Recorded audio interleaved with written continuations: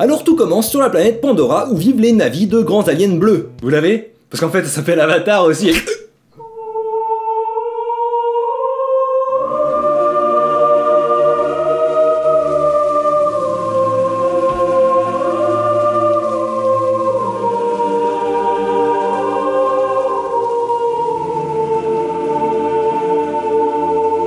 Alors tout commence quand la Nation du Feu attaque 100 ans avant notre histoire, ce qui vous sera vrillé dans la tête au début de chaque épisode comme un mantra dont vous ne pouvez vous échapper, peu importe à quel point vous criez. Dans ce monde, il y a donc des personnes capables de manipuler les éléments, et donc dès l'intro, la VF se prend les pieds dans le tapis en les nommant des maîtres de l'eau, du feu, etc. Ce qui est compliqué quand il y a effectivement des gens qui sont maîtres dans l'art de la manipulation d'un élément, alors que d'autres ont juste l'aptitude sans la maîtriser. Si tu veux devenir un maître de l'eau, il te faut un maître de l'eau. Donc on va réparer ça en vitesse avec ma propre traduction 15 ans trop tard. Il y a donc des aquamanciens, des géomanciens, des pyromanciens et des aéromanciens. Et le plus mancien de tous les manciens, c'est l'avatar qui se réincarne à chaque génération et peut mancier tous les éléments. Ce super mancien, c'est le jeune Aang, un aéromancien de 12 ans qui va donc pouvoir arrêter la Nation du Feu, et il est tombé dans la mer. Notre histoire commence donc 100 ans après l'invasion de la Nation du Feu, quand deux jeunes membres de la tribu de l'eau font une petite balade en canoë. Il s'agit de Katara, la dernière aquamancienne du pôle sud, et son frère Sokka qui a un boomerang.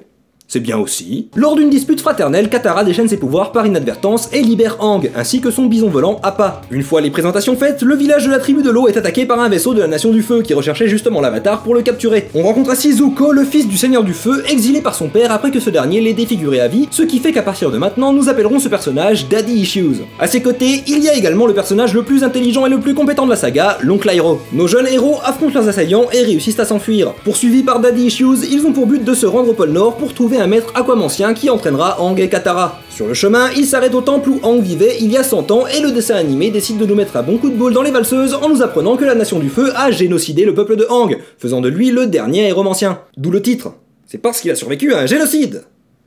Wouh! Sur leur chemin, ils font également la rencontre des guerrières de Kyoshi, une précédente avatar, et notamment de la belle Suki qui donne une bonne leçon de féminisme à Sokka et lui fait sans doute découvrir son tout premier kink. Après de nombreuses aventures, ils arrivent enfin au pôle Nord où vit le maître Pakku qui ne semble pas avoir déjà rencontré les guerrières de Kyoshi. En effet, il refuse d'entraîner Katara au combat parce que c'est une femme et que sa place est à la popote. Katara n'en a que faire de son patriarcat et décide de botter le cul du vieux con. Apprenant l'humilité, il accepte finalement de l'entraîner et elle devient l'une des aquamanciennes les plus puissantes du monde. Pendant ce temps, Sokka tombe amoureux de la princesse Yue et... Ah, elle est morte. Après un affrontement terrible contre le général Zhao de la Nation du Feu, le gang, oui c'est leur nom officiel et c'est un jeu de mots criminel, obtient la victoire et peut partir en quête d'un maître géomancien pour continuer l'entraînement de l'avatar. Ils partent donc pour le royaume de la Terre et sa capitale Ba Sing Se, qui n'est absolument pas une critique du régime chinois avec sa propagande et sa censure. Sur le chemin, ils rencontrent une gentille petite fille aveugle qui botte des culs. Elle s'appelle Toph, c'est le meilleur personnage de la série et si vous pensez autrement, vous avez de la merde dans les yeux.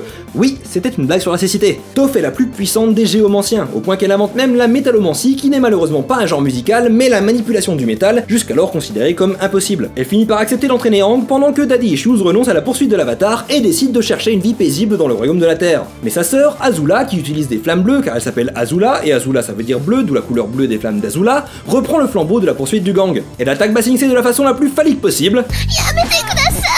Mais le gang réussit à arrêter la pénétration et tout le monde se retrouve couvert d'un liquide épais et gluant. Je rappelle que tout le cast principal a moins de 15 ans donc...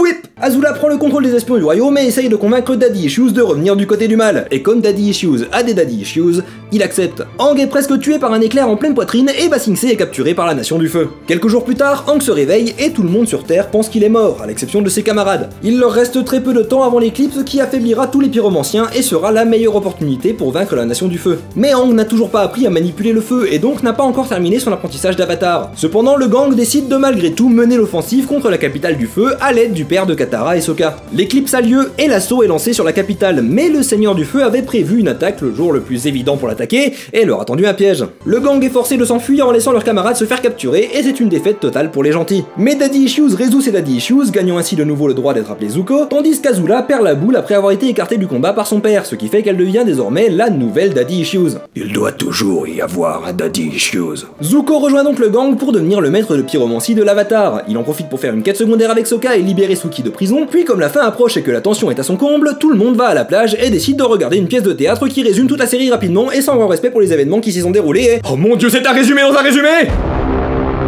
Durant cet intervalle, Sokka semble avoir prévu un rendez-vous nocturne avec Suki dans sa tente et le lendemain, il a symboliquement pris la fleur que portait la jeune fille la veille. Parce qu'il l'a déflorée! C'est une métaphore! Pour le sexe! Avec les fesses. Bref, le gang part affronter le Seigneur du Feu avant qu'il n'ait le temps de détruire complètement le monde. Sokka prouve que son boomerang n'est pas inutile, Toph devient Iron Man, Katara et Zuko mettent fin au règne éternel de Daddy Issues, et Aang, forcé de choisir entre perdre la guerre ou tuer le Seigneur du Feu, décide de sortir un tout nouveau pouvoir du cul d'une tortue lion et retire la pyromancie au grand vilain qui perd ainsi son statut et sa capacité de nuire. Les gentils ont gagné, Zuko devient le nouveau Seigneur du Feu, la paix revient dans le monde, Aang pécho Katara après 3 saisons de friendzone, et c'est la fin d'Avatar, le dernier maître de l'air. Cette série est très cool. Et si elle vous a laissé sur votre faim, vous pouvez aussi regarder l'adaptation de Shyamalan, le dernier maître de l'air,